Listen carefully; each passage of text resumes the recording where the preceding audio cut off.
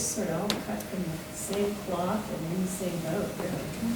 So what she's saying is that it's through the suffering, through the experiencing the pain of the self, that you recognize that everybody else suffers also. Because as the no-self, you're everything.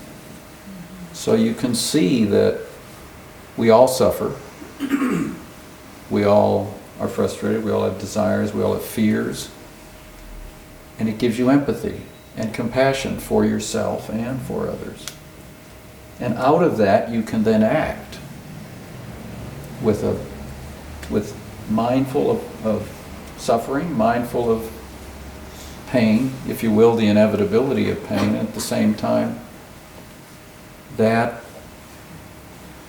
you don't have to suffer from it in a way. It sounds logically contradictory, but as the voice that transcends both, you can shift freely. Yes? Well, as the place that transcends both, I can see how nice it is to just be no self. It's very comfortable and nice, but I also see as the self, that's where I get motivation, and when I'm motivated, I feel more alive and in the moment. So the self is the place where the motivation comes from, as you were saying, that the no-self feels like a place of power, but the self provides some impetus to deploy that, if you will. Yes? Because the voice that transcends includes what I notice are my preferences, and then I'm interested in why I have those preferences. So as the voice that transcends and includes, I see preferences. I see desires. I see George's wish list. I see the house. I see my preference for the no-self.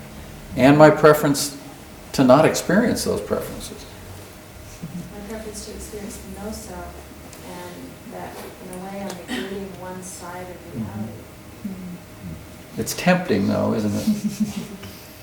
Yeah.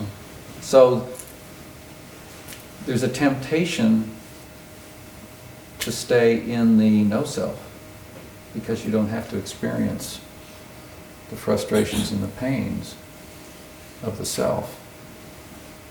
Yeah. I can see that if I got stuck in the no-self, I would never create the love I want for my two little children. I would never create maybe a cool house or a cool company or a cool relationship. There I would never create anything. You wouldn't care. I wouldn't care to create anything. Yes. So I'll try to explain it. I got a thought, but so kind of stay with me. I guess there's myself and then there's yourself. And as myself, I'm aware of no self. But if yourself isn't aware of the no self, myself can talk to yourself about no self. Right. Nice. Hey, I like that. That was good. That was good. There's one self, two selves, no self, and the self that is also the no self can't communicate directly with the other self. It's not aware of it, but the self can talk to this self about the no self. Seems right to me. So, well, coming full circle, coming back to where I started, which was why we sit. You can see, I think, by seeing the no-self, or the absolute, or we can call it big mind, or whatever, you can see what an amazing place that is, and that it's ever present. It's right here, right now, at every second. And we're also, most of the time, utterly unaware of it. And we feel locked in that tight little struggling ball that's born and dies and is afraid and wants things. And the other is also here all the time. And we might experience, you see a great sunset, or you're by yourself someplace, or, there's lots of times when we have glimpses. We may not articulate them that way, but we have feelings of being lesser than everything around us. We get to give up our boundaries. We get to give up that tight little container that's the self that's so afraid that somebody else is going to get one up on it, or it's going to die, and we get to let go. Well, when we sit, when we come in a sitting practice, what we try to do is we try to see that space. And even though we're doing nothing more than sitting, we see how hard it is to be in that space without having those ideas and those desires and those aversions crop up all the time. In other words, it's just like your everyday life, except you get to see it clearly because you're just sitting someplace. You're just sitting on a cushion in a darkened room, and you're living the same life as you walk around town. And you would think it might be a little different, but it's hard to make it different. So through this big mind process, this voice dialogue process we just did, you can access it. It's very accessible. But actually functioning from that place that you saw, which transcends and includes them both, is a lifetime's effort. That's not to discourage it, because it's available. But it's a practice to get there. And the reason in Buddhism we say, do you have a Buddhist practice? It's because it's all practice.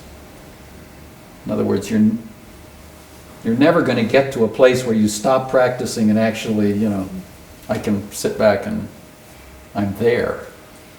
Because there'll be a next moment, and the next moment, another idea is going to crop up, another attachment. But when they come up, you get to let them go more easily. You become more comfortable with the process. And you can say, oh, there comes that idea again. Oh boy, seen that one before. Doesn't mean you don't experience it, it just means maybe you don't hold on to it, like it was really important. So that's why we sit, and it's a nice adjunct to the big mind process, because the big mind process, as I say, gives you a taste, gives you a look at the map of the terrain. And if you're going to walk the terrain to some degree, you have to sit, you have to develop a regular practice. You have to learn in a visceral level what your mind is really like. And that you really don't know. Ultimately you don't know who you are, what your experience is, if you really look deep enough. You really start seeing yourself as the hula hoop on the stream as opposed to the redwood. Although there are lots of times when it feels nicer to be a redwood, I think. Anyway, any questions? Kind of used the time up. Yes? Actually, the question is, what is or would be a Buddha in today's world in practical terms? What would a Buddha be in today's world in practical terms? I don't know. I'll ask somebody in the audience. How about you?